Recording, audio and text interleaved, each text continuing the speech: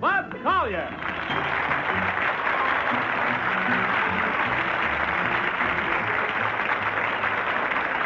Thank you very much. I want to tell you that's the largest confetti.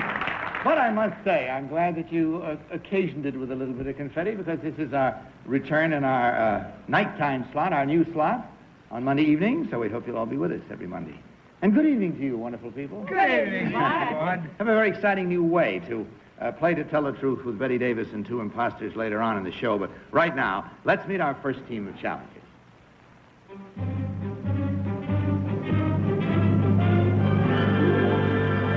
What is your name, please? My name is Barney Hill. My name is Barney Hill. My name is Barney Hill. Please follow along while I read from my copy of this story, if you will, panel. I, Barney Hill, and my wife, Betty, were driving home one night when we sighted something unusual in the sky. I got out of the car and, with a pair of binoculars, saw through the windows in the disc-shaped object several human-type figures. I ran back to the car, and in a state of near panic, we sped down the road toward home. Then we heard a series of beeps, and both of us felt a tingling sensation.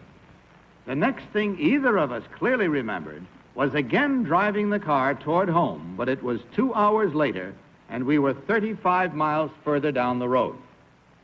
After months of nightmares and mental distress, we sought medical assistance from a distinguished psychiatrist. Under time regression by hypnosis, both Betty and I independently gave almost identical accounts of a meeting with intelligent humanoid beings who halted our car, took us aboard their spacecraft, examined us physically, and released us unharmed. Neither Betty nor I can prove that this happened, and as a matter of fact, we really hope that it didn't. But nobody, even the technical people with whom we talked, have been able to positively refute our almost incredible story. Signed, Barney Hill.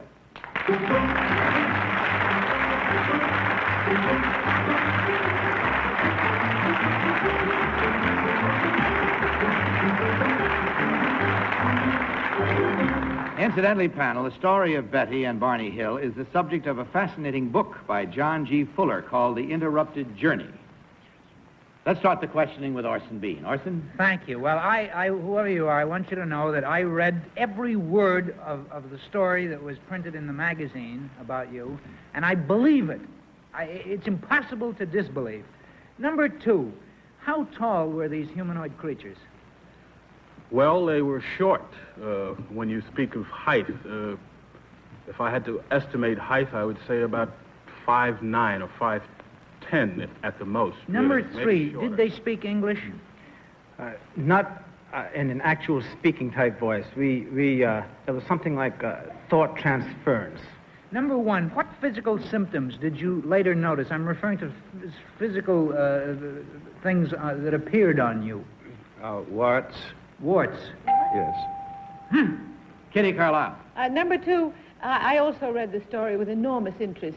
I'm delighted to meet you. What did you ask for something to take home from the spaceship? Well, it wasn't me. It was Betty who asked for Yes. something to take home. And it was a book of which we thought we could have some use for. We later found out we couldn't read the book at all. Number three, how many of these creatures were there? Oh, I would say between 13 and 14. Number one, when you were examined physically, were you examined in the usual sense that we would make an examination on Earth? Yes. You were? Yes. Number two, did you find no differences between the examination that they were interested in and, let's say, an ordinary physician, Earth physician, would have? Well, there were differences. Thank Definite you. differences. Yes. Number three, did you go to Harvard to have any consultations? I'm sorry, Kitty. Tom. Thank you, Bud. This is a great story. We could spend a lot of time, and I will. Number one, do you actually have any memories of this? Yes. Number two, do you agree? Oh, yes, definitely. What form did they take? Did you have memories of it after you were awakened on driving back down the road? Well, I had some memories from Indian Head, which is a point in New Hampshire when this whole thing started. of course, now I have more vivid memories because of the hypnosis that Well, let me ask number 3 that. Were you reminded of things that happened under hypnosis, or did you ever remember any of them without the hypnosis? Only the things I saw consciously. The things that happened under hypnosis was the trip into the abduction, actual abduction into the ship. Well, what I mean is, number 1, were you alert when you were in the ship and awake? More like in a somnambulistic state. Then you... Peggy Cass. Thank you. Number 2, when they examined you, did they stick needles in you? Not needles, needle. Only one needle? Number 1, did they stick a needle in Betty, too? Yes, they stuck a needle in Betty. Will they like our needles, number 1? I didn't see the needle. Oh.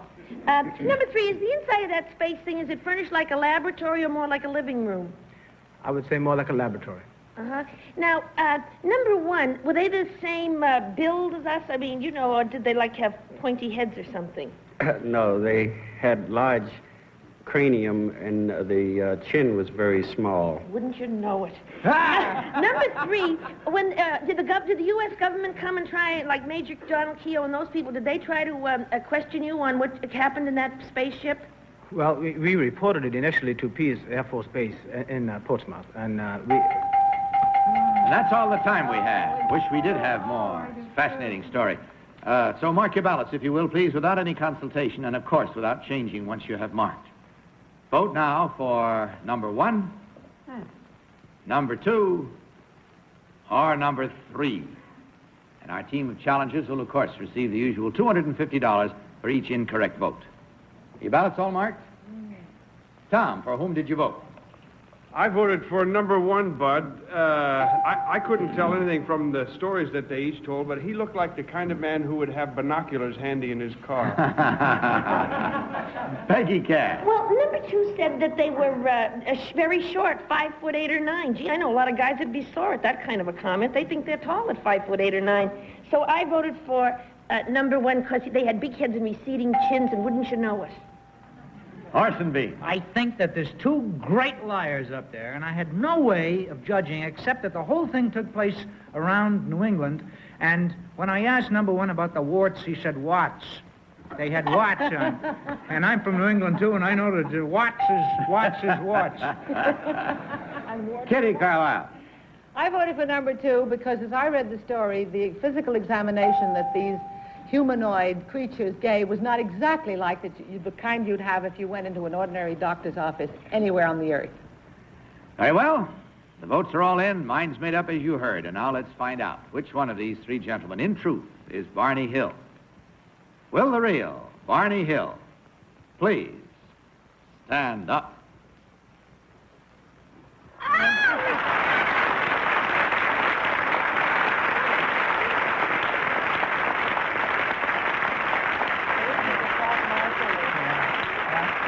Thank you, sir.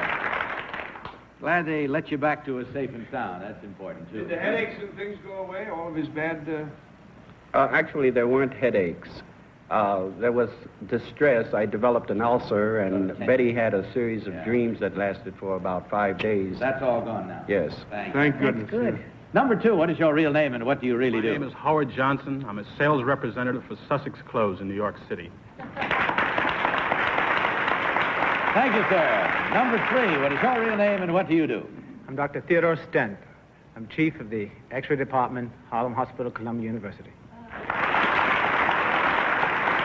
Well, gentlemen, thank you for that wonderful story. And there was 1 incorrect vote as we checked to see. Then that, of course, is worth $250. And we thank you very much for being with us tonight. Hope it was a pleasant visit for you as it was for us. Goodbye and God bless you.